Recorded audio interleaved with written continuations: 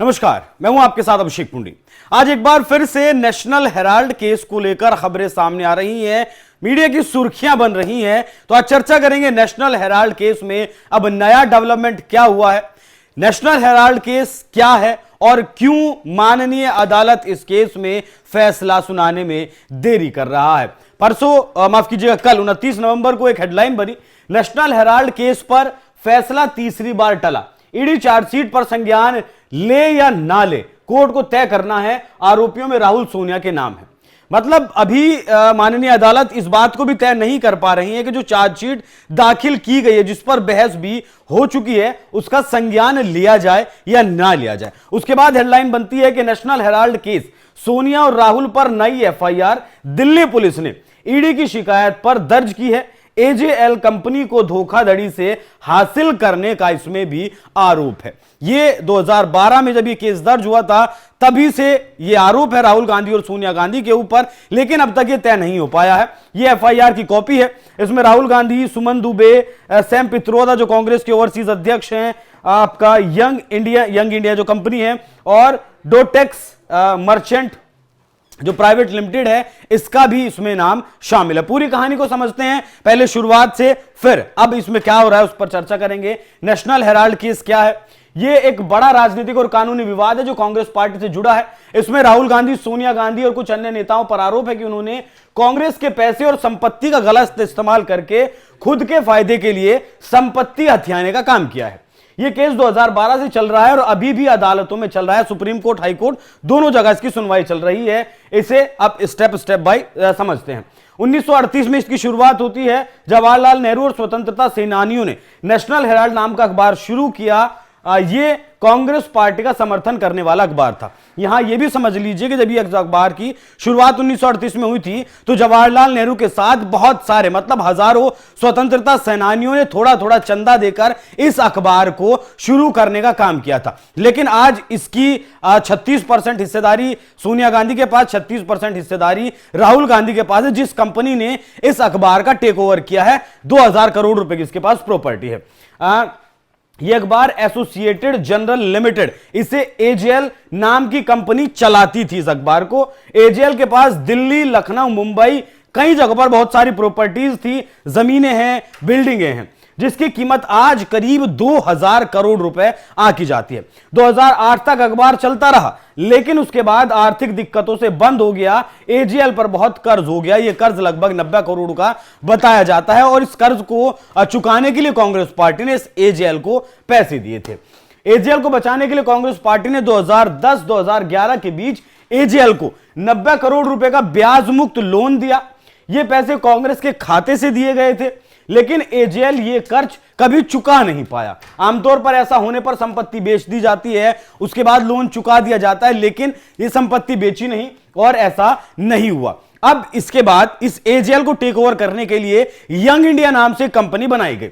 2010 में सोनिया और राहुल गांधी से जुड़ी एक नई कंपनी यंग इंडिया लिमिटेड, जिसे YI भी कहा गया, ये बनाई गई। ये एक छोटी सी कंपनी थी जिसका कैपिटल मार्केट कैप सिर्फ 5 लाख रुपए था।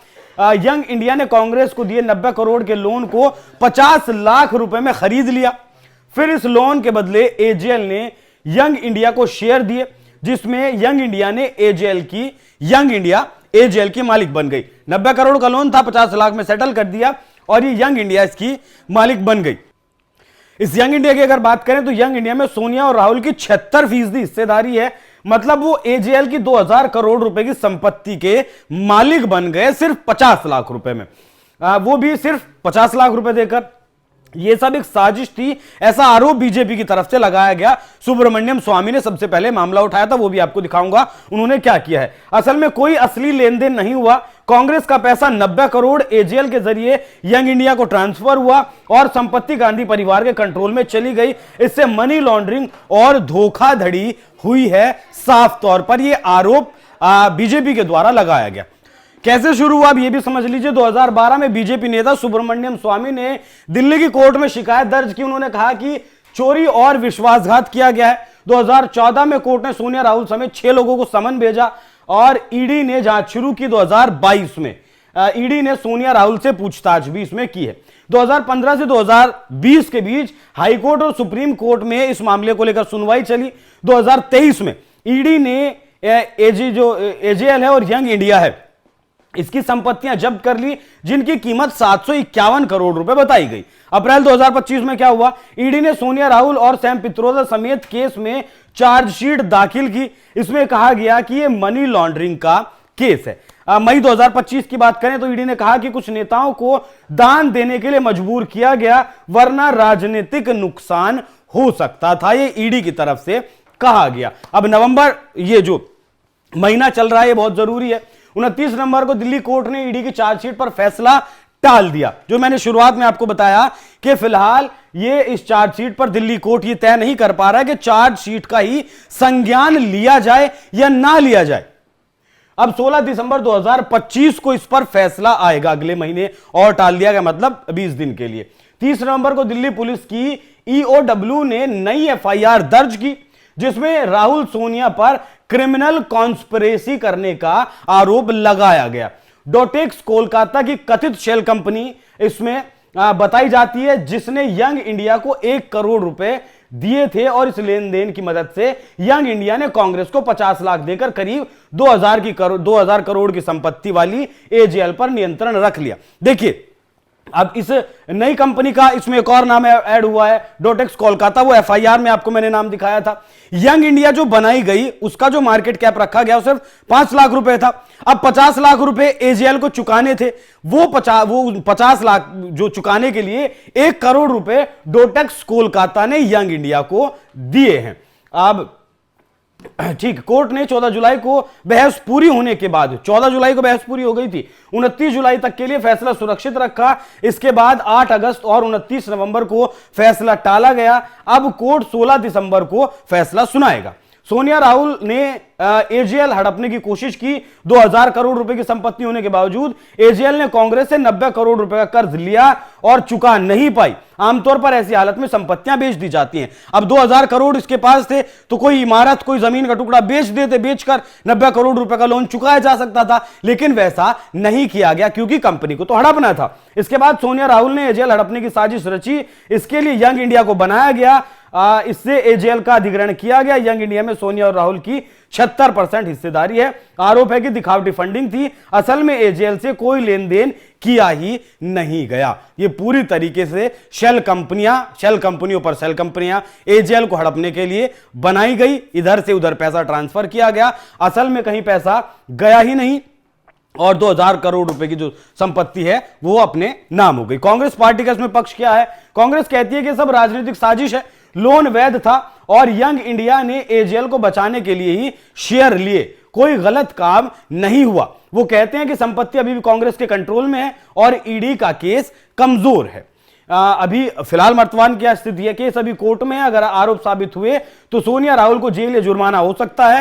यह केस राजनीति में बड़ा मुद्दा है। मुद्दा मतलब सिर्फ बातचीत में ही है, हालांकि इसमें होता हुआ कुछ नजर नहीं आता है। बीजेपी से भ्रष्टाचार बताती है। अगर नेशनल हेराल्ड की पूरी टाइमलाइन समझने की कोशिश करें, 1938 में नेहरू ने इसकी अखबार की शुरुआत की। 2008-2010 में आर्थिक संकट के कारण अखबार बंद हुआ। कांग्रेस पार्टी ने आर्थिक मदद की। 2010 में यंग इंडिया कंपनी बनाई गई। एजेएल का कर्ज लेकर उसका मालिक कांग्रेस पार्टी बन गई। सुब्रमण्यम स्वामी ने कोर्ट में 2012 में शिकायत दर्ज करवाई। 2014 में अदालत ने सोनिया राहुल समेत 6 लोगों को समन भेजा। 2015 से बीच मामले की सुनवाई हाई कोर्ट और सुप्रीम कोर्ट में चलती रही। 2022 में ईडी द्वारा पूछताछ शुरू हुई। गांधी परिवार इसमें पेश हुआ, जिसमें राहुल गांधी से करीब 50 घंटे की पूछताछ हुई और सोनिया गांधी से भी लगभग 12 घंटे की पूछताछ इसमें ईडी और सीबीआई कर चुके हैं। 2023-24 में ईडी ने संपत्तियों को जब्त किया। 2025 के अप्रैल में ईडी ने 661 करोड़ की संपत्ति को अपने कब्जे में लेने के लिए नोटिस भी जारी कर दिया था। बाकी जो यंग इंडिया की बिल्डिंग, जिस बिल्डिंग में यंग इंडिया चलता था, उसके जो तीसरा, चौथा, पांचवा, छठा माला है, वहां जो ऑफिस चलते हैं उनको भी ईडी के द्वारा समन किया गया है कि जो आप किराया देंगे वो अब ईडी को देंगे। यह भी पिछले साल शायद कहा गया था। राहुल गांधी, सोनिया गांधी इसमें मुख्य तौर पर आरोपी बनाए गए हैं, लेकिन 2012 से इस मामले में सिर्फ जांच चल रही है, पूछताछ हो चुकी है और मतलब बहुत हंसी इस बात पर आती है कि माननीय कोर्ट इस बात का फैसला नहीं कर पा रही है कि चार्जशीट का संज्ञान लिया जाए या फिर नहीं लिया जाए। बाकी अप्रैल महीने में बीजेपी प्रवक्ता सुधांशु त्रिवेदी ने इस पूरे मामले पर क्या कुछ कहा था, जाते जाते वो सुनिए, और आपकी इस विषय पर क्या राय है कमेंट बॉक्स में जरूर बताइएगा। नमस्कार। कांग्रेस पार्टी देश भर में तथाकथित प्रदर्शन कर रही है। नेशनल हेराल्ड केस भारत के इतिहास का बहुत विचित्र प्रकार का केस है, जिसमें कि कोई कंपनी जो कि 90 करोड़ की देनदारी में बिक गई, जिसके पास हजारों करोड़ की प्रॉपर्टी थी। दूसरी दृष्टि से देखें तो एक विचित्र केस है जिसमें खरीदने वाले और बेचने वाले दोनों एक ही थे।